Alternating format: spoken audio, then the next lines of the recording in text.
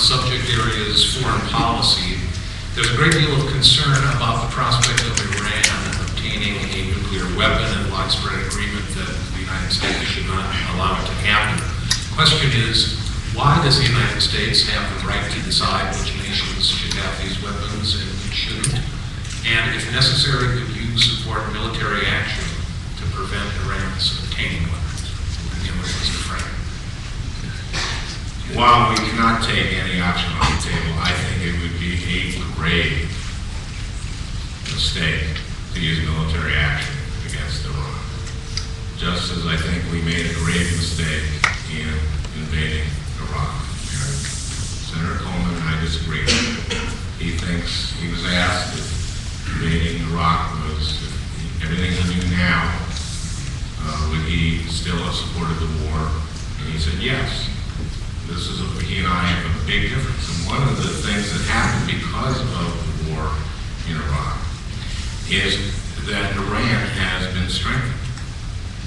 And there was an overture by Iran in 2003 to put on the table their nuclear program and put on the table their support for Hezbollah.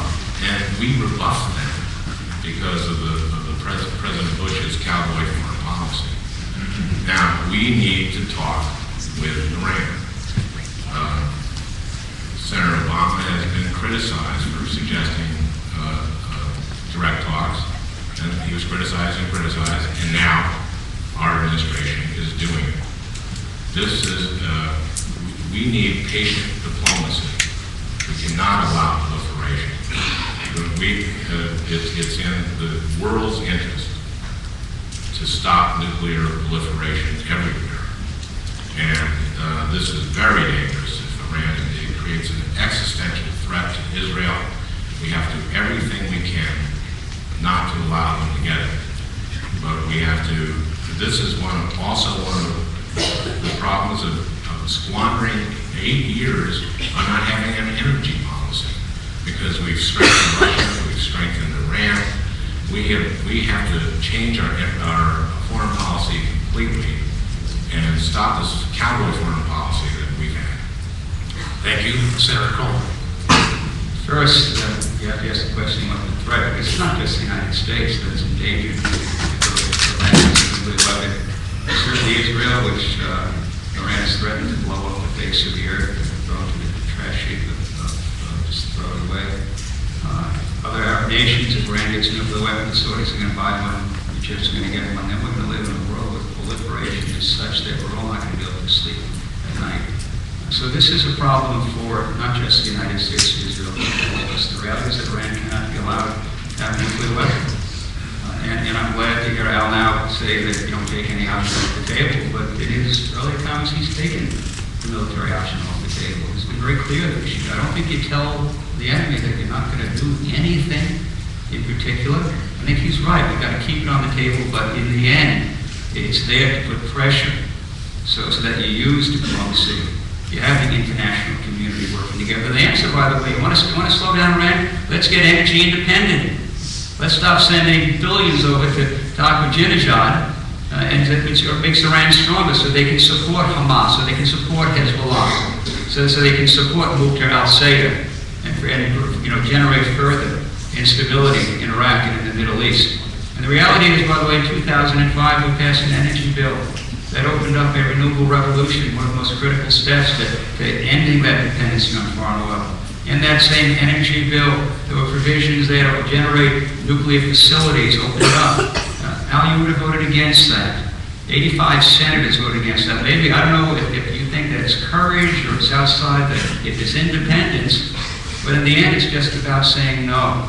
Let us end our dependence on foreign oil. We began the effort with actually making progress in 2005. We must continue to make progress. We want to slow up Iran, end our dependency on foreign oil. Thank you, Senator Barkley. Well, Iran, I think a unique situation. Iran, there's no doubt, supporting terrorist activity around the world. Hezbollah, they're supporting there, they're supporting fighters in Iraq. We cannot allow terrorists to get their hands on nuclear weapons. And so far, as I see it, Iran is supplying terrorism right now with the ability to wreak havoc around the world. So that's why Iran is a concern to me. To make sure they do not get those weapons that they then, if they decided to do so, the other terrorists that are trying to destroy our country and other countries would have the ability to get those weapons. But let's not just stop in Iran. We have to be very, very mindful of nuclear non-proliferation and the effort that Senators Lund and Lugar started to make sure that our nuclear stockpiles, not only in this country, but Russia, Pakistan, other countries, are safely guarded, and make sure that nobody can get their hands on those stockpiles of nuclear fuel and weapons. We have been lax on that lately. We've kept our eye on the ball. If I'm there, I would renew the efforts to negotiate, talk to Russia, make doubly sure that not just Iran, but countries that already have them under safeguard, and they cannot get out from that protection. Because it doesn't matter whether the bomb comes from Iran, Russia, Pakistan, wherever, we have to do everything we can. I think that's the real threat. As far as what right does our country have to intervene in other countries, that's an interesting question. It goes to the rule of the United States. Do we want to continue to be the world policeman around the world? I think Iran, we have to do it collaboratively, because we're not the only country that is at risk. Israel's at risk, Spain's at risk, England's at risk, every other country that have already been attacked. So hopefully diplomacy will work, and we won't have to do a military option. Thank you. 1 minute rebuttal, Mr. Frank. Well, Dean brought up the threat of terrorism. I think one of the most important threats that we have is sneaking in a nuclear device in one of our ports. And Senator Coleman voted against the 9/11 recommendations until they were now finally adopted. So yeah, I will vote no for certain things, even if 85 senators vote for it, because that gave billions of dollars of tax subsidies, and I would have fought against those subsidies for the oil companies. You know, I guess maybe I'm just, I don't know, a maverick.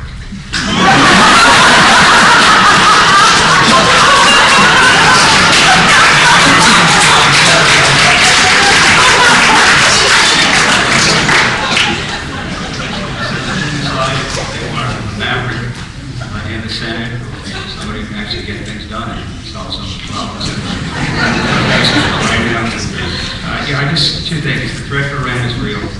The answer is protective sanctions, and the intention to follow. I do want to just kind of brief the time I have. Ms. Frank talked about what's the Korean vote. One of the things you're going to see here, I suspect a number of times, Coleman voted against. What happens in Washington is that Democrats line up a vote on one side and do a tax increase, the Republicans line up a vote on the other side with spending limitations. Each side votes against.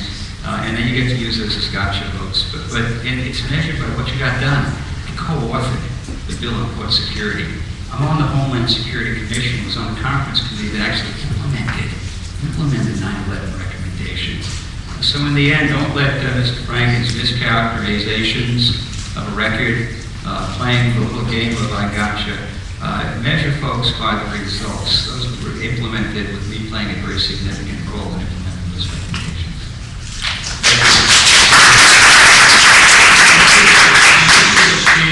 To come back to what is the role of the United States in the next 20 years. Whether we can afford to continue with the policies that we've been doing the last 10 years, of going and being in every conflict around the world. I'm still waiting 20 years for the peace dividend to actually realize itself. The new reality is that we're $10.3 trillion in debt. We are now spending more money on our military in this country than every other military budget combined in the world. And we have to start asking ourselves, can we continue to do that as our country is going bankrupt? Or are we going to have to take a look at what our priorities are? What we really need is defense, and stop sticking our nose everywhere we shouldn't. Now, all of us agreed initially that we probably would have voted for the War Powers Act because of the information given to us. But we need to get out of that country right now and go after the terrorists that have been sitting there thumbing their nose at us in Afghanistan for the past 5.5 years. That'll end some of that terrorist threat. that are bound and determined to try to destroy our country. But I hope we get back to that issue.